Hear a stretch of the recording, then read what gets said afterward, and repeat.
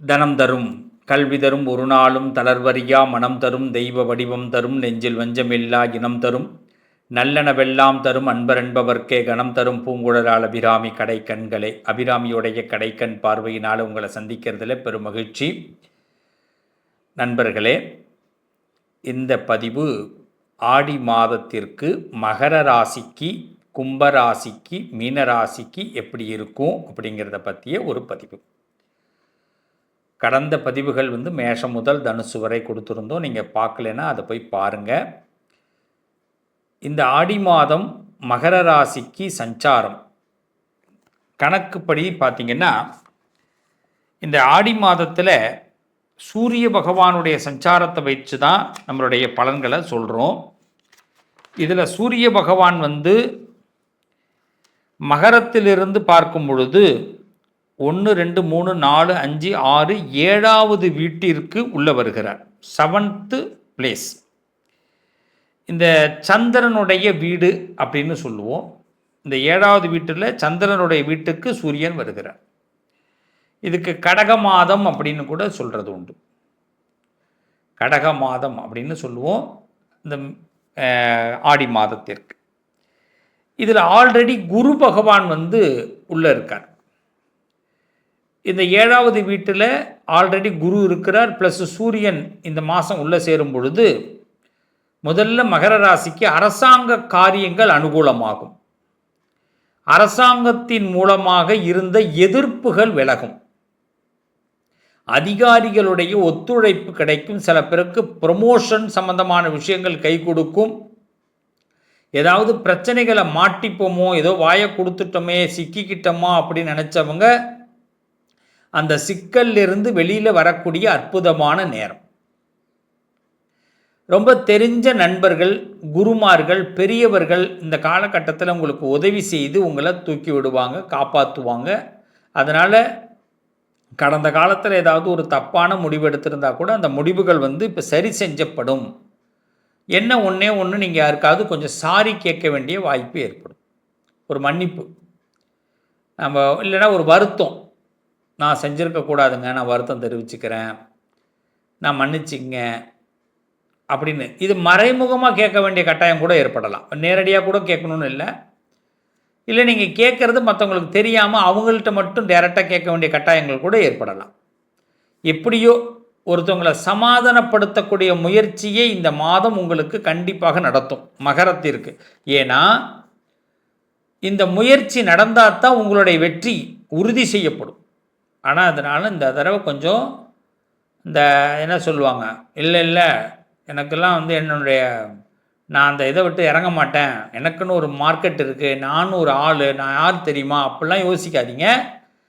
கொஞ்சம் இந்த தடவை கொஞ்சம் இந்த வாரம், இந்த மாதத்தில் கொஞ்சம் இறங்கி தான் ஆகணும். ஏன்னா நமக்கு நெக்ஸ்ட்டு இருக்கிற ப்ராஜெக்ட்லாம் கிளியர் ஆகணும்னா எதிரிகளை நம்ம கைக்குள்ளே போட்டுக்கணும், நண்பர்களாக மாற்றணும். சும்மா வீர வசனங்கள் பேசிக்கிட்டு நம்ம போகிறதுனால எந்த விதமான வெற்றிகளும் கிடையாது. சந்தர்ப்பங்களையும் சூழ்நிலைகளையும் சக மனுஷங்க தான் தீர்மானிக்கிறாங்க. சக மனுஷங்களை நம்ம இப்போது எதிரியாக பார்த்தோம்னா நமக்கு சந்தர்ப்பம் இல்லாமல் போயிடும். ஸோ மகர ராசிக்காரர்கள் கொஞ்சம் அட்ஜஸ்ட் பண்ணிக்கிட்டு, கொஞ்சம் பிடிக்குதோ பிடிக்கலையோ எல்லாரோடையும் ஒத்துழைப்பு, கூட்டணிகள் மேற்கொள்ள வேண்டிய கட்டாயம் மகரத்திற்கு இந்த மாதத்தில் ஏற்படும். அதை புரிஞ்சுக்குங்க. அதனால் வீட்டில் உள்ளவங்களையும் பகைச்சிக்க வேண்டாம், வெளியில் உள்ளவங்களையும் பகைச்சிக்க வேண்டாம். அப்படி பகைச்சிக்கிட்டீங்கன்னா அவங்களோட இப்போ ஒரு கம்பைன் பண்ணுறதுக்கு வாய்ப்பு உண்டு. ஏற்படுத்துங்க, நல்லா இருப்பீங்க. கும்பராசி. கும்பராசிக்காரர்களுக்கு 6வது வீட்டில் ஆல்ரெடி குரு இருக்கார். அங்கே போய் தான் இவர் குரு சூரியன் உட்கார்றார்.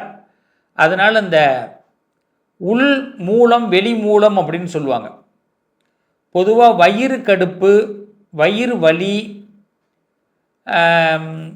கொஞ்சம் உடலில் கொஞ்சம் காரம் சேர்த்துக்காமல் இருக்கிறது ரொம்ப நல்லது. கும்பராசிக்காரர்கள் அலைச்சல்களை குறைச்சிக்கிறது ரொம்ப நல்லது. ஏன்னா சூடு சம்பந்தப்பட்ட பிரச்சனைகள் இந்த மாதத்தில் அதிகப்பட வாய்ப்பு உண்டு. கை குடைச்சல், கால் குடைச்சல், வாயு சம்பந்தப்பட்ட பிரச்சனைகள், சூடு சம்பந்தப்பட்ட பிரச்சனைகள் கும்பராசிக்கு இந்த மாதத்தில் அதிகரிக்க வாய்ப்பு உண்டு. கொஞ்சம் கவனமாக இருங்க. அது மாதிரி காலம் தள்ளி போட வேண்டாம் சில காரியங்களை. நாளைக்கு ஒரு டைம் இருக்குது, நாளைக்கு பண்ணிக்கலாம் அப்படின்னு கும்பராசிக்காரவங்க இந்த மாதத்தில் எதையும் தள்ளி கிள்ளி போட்டுறாதீங்க, வேண்டாம். டைம் கிடைக்கும்போது முடிச்சு விட்ருங்க. அப்புறம் நாளைக்குன்னீங்கன்னா அன்றைக்கி இப்போ ஒரே நேரத்தில் 10 வேலை சேர்த்து செஞ்சிங்கன்னா உடல் வலியும் மன வலியும் அதிகரிக்கும். அன்றைக்கி பார்த்திங்கன்னா சிக்கலாக கடவுள் வரைக்கும் நம்மளை சோதிப்பார். திடீர்னு கரண்ட்டு கட் ஆகிடும், திடீர்னு வந்து பார்த்திங்கன்னா யாராவது வர வேண்டியவங்க வராமல் போயிடுவாங்க, ஏகப்பட்ட பிரச்சனைகள் ஏற்படும். அதனால் தள்ளி போடாதீங்க காரியங்களை. இந்த மாதத்தில் கொஞ்சம் அஜாக்கிரதையாக இல்லாமல் ஜாக்கிரதையாக இருக்கிறது நல்லது. இதில் நமக்கு ரொம்ப விழிப்புணர்வு தேவை. அப்படின்னா என்னங்க பண்ணணும் அப்படின்னா, வேலையை முடிச்சு வச்சுருவோமே, அப்புறமா நிறைய நாள் ரெஸ்ட் இருக்கலாம், என்ஜாய் பண்ணலாம். அதுமாரி சூடு சம்மந்தமாக சாப்பிடாமல் இருப்போம், காரம் சம்மந்தமாக சாப்பிடாமல் இருப்போம், வாயு பதார்த்தங்களை தவிர்த்துப்போம். அவ்வளவுதாங்க, ரொம்ப சிம்பிள், முடிஞ்சிச்சா? ரொம்ப ரிலாக்ஸாக இருக்கலாமே. கண் விழிக்கக்கூடிய தன்மைகளை குறைச்சிப்போம். கும்பராசிக்காரர்கள் நல்லா இருப்பீங்க. மீன ராசிக்கு இந்த மாதம் எப்படி இருக்கும்? மீனராசியை பொறுத்த வரைக்கும் 5வது வீட்டில் ஆல்ரெடி குரு இருக்கார், அங்கே தான் போய் இவர் உட்கார்றார், சூரிய பகவான். இப்போ சூரியன் குரு காம்போ, அப்போ கண்டிப்பாக அரசாங்க காரியங்கள் கை கொடுக்கும். கவர்மெண்ட் சம்மந்தமான நீங்கள் ரிஸ்க் எடுத்துருந்தீங்கன்னா அது சக்ஸஸ் ஆகும். இந்த கூட்டணி மாறுறவங்க இப்போ மாறிடுங்க, நல்லது.